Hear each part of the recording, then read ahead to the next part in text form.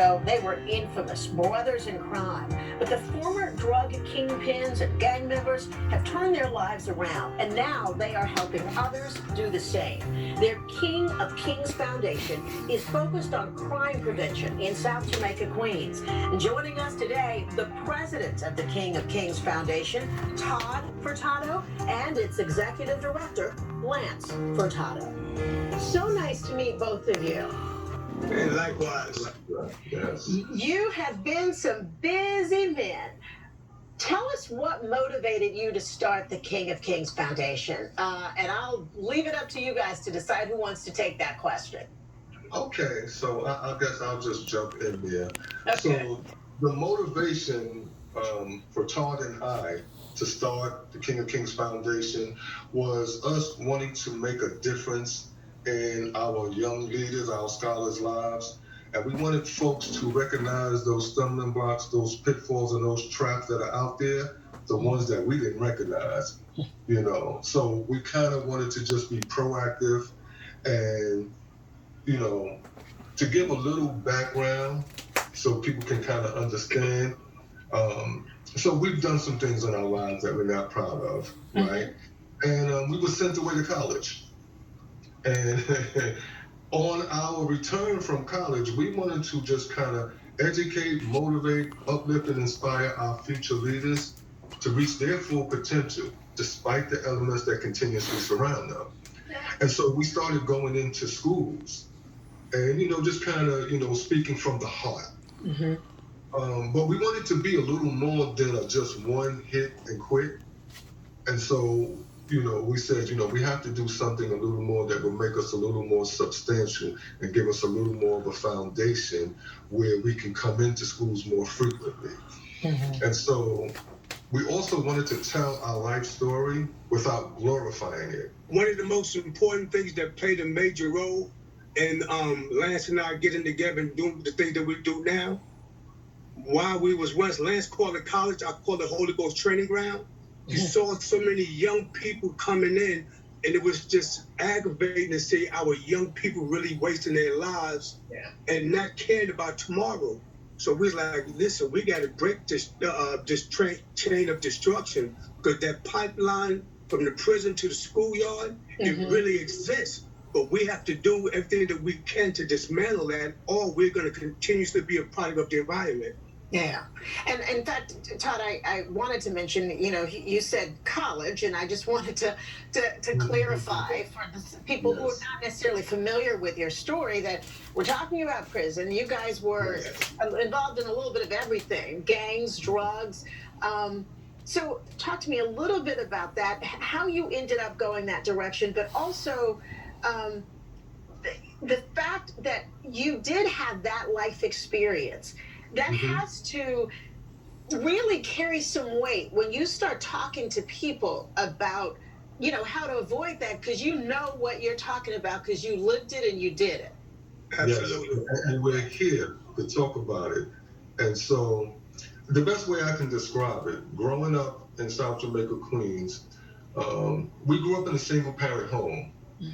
The block that we lived on, every house on that block had a mom and a dad. And so they had what we described as a fully functional family. So they had dual income. Those kids had what they wanted. We didn't have what we needed.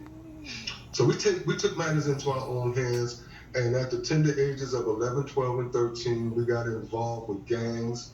And, you know, we called ourselves trying to help our mother make ends meet, right? And so, you know, we started off what we thought was something, you know, light, small, and, you know, it grew quickly, and it went from helping mom make ends meet to us, you know, developing an addiction to money. And so, you know, that's how it started. Well, you know, it started innocently, we thought, you know, because we wanted to have some of the finest things in life like everybody else. And you just want, part of your raison d'etre now is to try and make sure other kids can make different choices. Exactly. So, and one of the things, like, we don't really use the word try, we do. You do. Talk to me about what you're able, some of the things that you're able to do with the foundation, some of the programs that you have in place.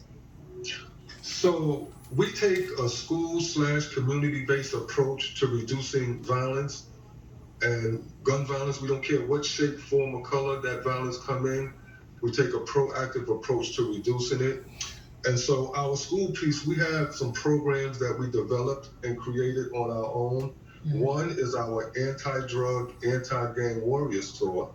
That's where we offer a series of workshops designed to reduce and elevate academic achievement, things of that nature. Then we also partnered up with one of our brothers out in Baltimore, Maryland, Bishop Billy Stanfield, for our positive impact movement mentoring. And so now both of those programs are fully accepted and adopted by the Board of Ed. We actually have our MTAC, so we are approved vendors with the Board of Ed.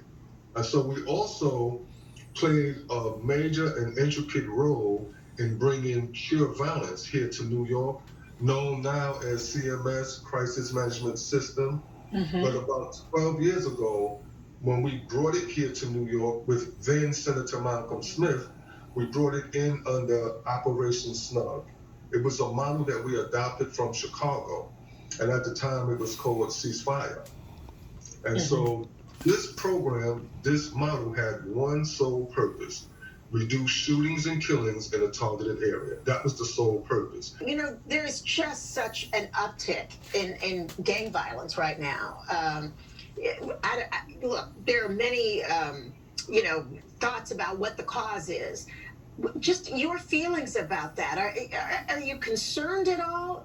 Whether it's because of the pandemic or what have you, it just seems like the issue, people are growing bolder and there are even more kids involved these days. Yes. Right. Well, I think that it's more tied into loneliness, because in these days and times, the parents, whether it's dual parent or one parent, they're working 2 jobs. So there's no activity with the child at home. So when the child walks out the door, they find someone who looks like them and identify with what they're going through, and they develop this bond. And sometimes, or more than often, that bond gets greater and stronger, and it's like a magnet. It either pulls you towards or pull people towards you. And then when you gravitate, we all know this here that the idle mind is a playground for the devil. Yeah. So when you put yourself in that situation, any and everything could happen, and more than likely it will. So what do you say? So what do you say to kids these days to get their attention? I mean, what is the thing that what do you say to them? What makes them stop and listen? So we've been blessed with this unique approach, right? And so one thing we've learned not to talk down to, but speak with. So we let them know we're not here to tell you what to do or how to do. We just want to appeal to your intellect, give you something to think about, because ultimately the choice is yours, right? And, throughout everything that we do, because everything that we do in schools and part of CMS, everything is best practice, right?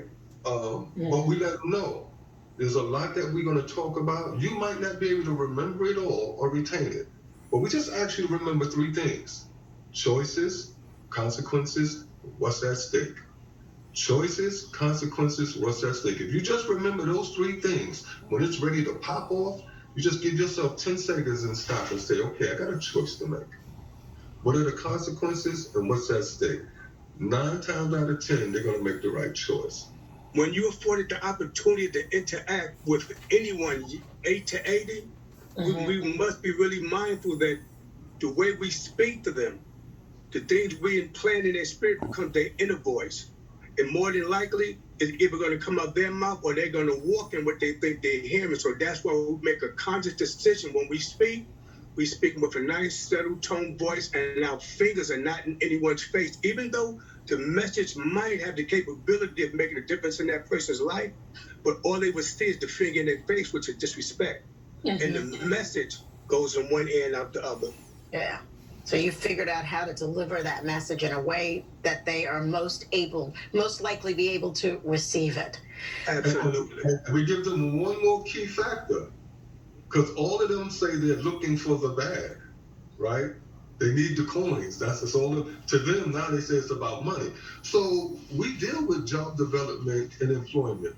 So like now here at the King of Kings Foundation Center, we're part of MOVJ, as we may have mentioned, the Mayor's Office for Criminal Justice. And there's a program in place right now that's called the AGVEP program, which stands for Anti-Gun Violent Employment Program.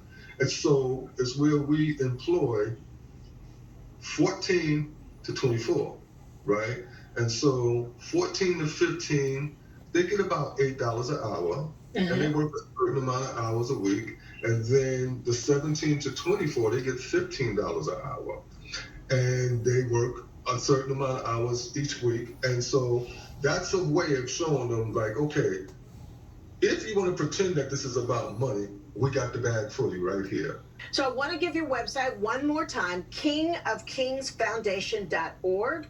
We can find out more about the programs that you have, and I know you've got a fundraiser coming up in June. So we want people to go on and take a look at that. And keep us apprised of all the great work that you are doing, because we will definitely have you back. What you're doing is so important, and at this moment in time, we all really need it. Thank you so much for being with us. When we come back, Todd